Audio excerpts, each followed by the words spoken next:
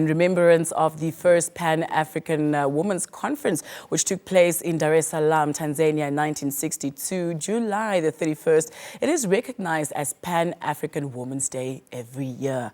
The Pan-African Women's Organization was founded at this time with the aim of advancing gender equality, women's human rights, and women's empowerment within the revolutionary struggle for independence as they advocate for one unity, an organization for one African voice. In studio with us this morning to raise awareness of this day is the Deputy Minister of Information, Communication and Technology, Honorable Minister Emma Theophilus. Very good morning, Honorable. How are you? Very good. How are you doing? Good, thank you. Thanks so much for being here. Sure. So we've got so much to unpack and talk about, and I'm afraid time is, going to catch up with us. But let's start off with the fact that we've already established that this day was sort of, is to recognize the contributions that women have made and they continue to make when it comes to the development of the continent. So how has women's roles changed over the years, would you say? Well, I think from the very beginning, when power was established after the conference in 1962, most of the continent was not independent. So women found themselves in a situation where they needed to assist their countries in gaining independence from colonialism, apartheid in the case of Namibia and South Africa, and to ensure that they're able to live, grow, and raise their families in independent states.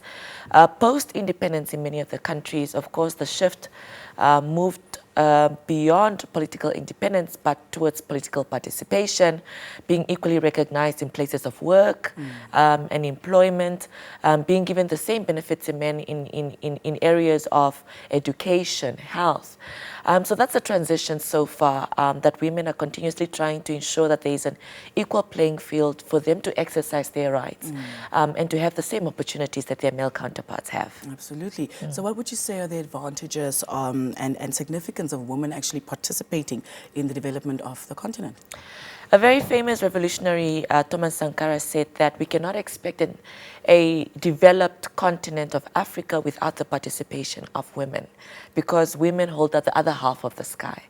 And I believe that is true even today as we celebrate this day, come Sunday, the 31st of July, because women continuously hold up the other half of our societies, the other half of our economies, the other half of our potential of development. So it's important that women continue to play their part, but also have the room to play their part. And I think that's the significance of recognizing that all women on this continent have a role to play. Absolutely. So fast forward a few years later, how is Pavo's mission still relevant to modern day Africa? I think it's very much relevant, especially at a time now as countries look inward. We need to continue that Pan-African approach to working together and finding solutions for women's issues. And I believe that's what Power is doing. And by the way, Power is now holding the presidency here in Namibia, and the whole regional office is now based here in Namibia. So it's significant, especially in a country like ours, where we are also a leader where gender equality is concerned. So it's important to continue that effort in ensuring that Pan-African women continue to collaborate and work together to advance women's issues on the continent. Fantastic. I was going to get into the issue of collaboration, but thanks for touching on that. I want to get into the theme, and it's a very lengthy one. So this year's theme is towards advancing women's human capital through accelerating social and economic development, addressing the scourge of violence, while enhancing food security and good nutrition on the African continent. Yes. Honourable Minister, how does this theme speak to the day and the things that we're facing today, challenges we're facing today? Well, I think violence, as you know, has scourged most of our societies on this continent. Gender-based violence, sexual violence, emotional abuse has skyrocketed to levels that we're all grappling to see the solutions to. So I think it's very on point with the theme this year. And then around nutrition, especially post-COVID-19, especially now with the war in Ukraine, it only reinforces the importance of women's role in ensuring that we have food security for our families. We all know that although times are changing, women are still tasked with making sure that households have food, but also that their children have good nutrition as they continue to rear and raise them. So with this theme this year, we're going to do an activity with the celebrations to ensure that we contribute to the food and nutrition of households in and across the country. Fantastic. Some organizations, some programs, some AU member states actually have declared this as a holiday, a public holiday. Apart from the brief points that you've touched on, how else will we be celebrating, Honourable Minister? So on the 31st of July, this coming Sunday, there will be a march from the Ministry of Gender to the Parliament Gardens, where the official event will be happening. The official event will be addressed by His Excellency, the Vice President, Dr. Nangola Mbumba, who will be giving the keynote address on behalf of His Excellency, the President, Dr. Hage Geingob.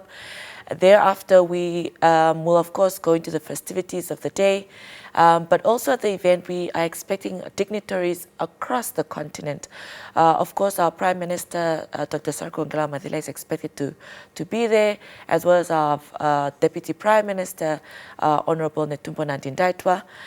We're also expecting Dr. Kosana Dlamini to also grace us with a presence from South Africa and many, many other dignitaries from the continent.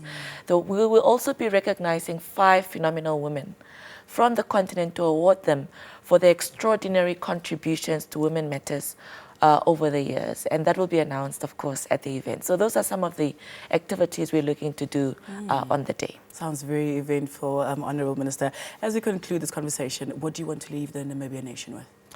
I would like to leave the Namibian nation with the message that as POWER is celebrating this very 60th Jubilee, marking 60 years of advocating for women's issues on the continent, women, young and old, need now more than ever to redouble their efforts in advocating for women's issues.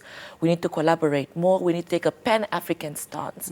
No more Namibian, South African, Malawian solutions. We need to take a pan-African approach to our solutions, because more often than not, we share the same challenges where women's issues are concerned on the continent. Absolutely. Thank you for your time and thank you for being here this morning. Thank you for having me. There you have it. What an interesting conversation there with the Honourable Minister Emma Theophilus, Deputy Minister of Information, Communication and Technology, talking to us about Pan-African Women's Day, I beg your pardon, that is held every year. And Namibia is not left behind. We've definitely got something planned this coming Sunday, the 31st of July. As you've heard, there'll be a march.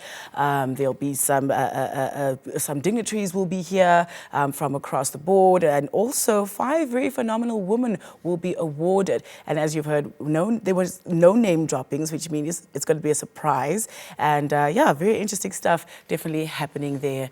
We do continue after the break. Stay with us.